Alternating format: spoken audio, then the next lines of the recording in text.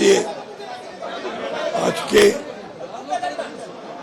গণতন্ত্রে আমরা আবার ফিরে যাওয়ার যে নতুন অধ্যায় সূচনা হলো, আমরা বিশ্বাস করি, আশা করি, প্রত্যাশা করি যে এই সংসদ বাংলাদেশের রাজনৈতিক অঙ্গনে এবং অর্থনৈতিক অঙ্গনে নেতৃত্ব দেবে। বাংলাদেশের রাজনৈতিক কার্যক্রম সংসদ কেন্দ্রিক হবে এবং বিএনপি সংখ্যাগরিষ্ঠ দল হিসেবে জাতিকে ইপ্সিত লক্ষ্যের দিকে নিয়ে যাবে রাজনৈতিকভাবে এবং অর্থনৈতিকভাবে। স্যার, এই সংসদকে স্যার আপনারা কিভাবে দেখতেছেন?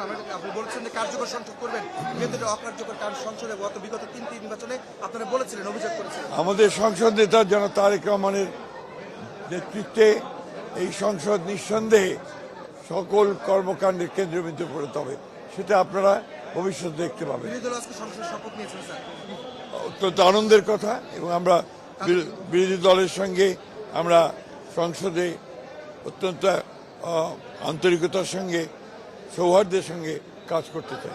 Thank you sir.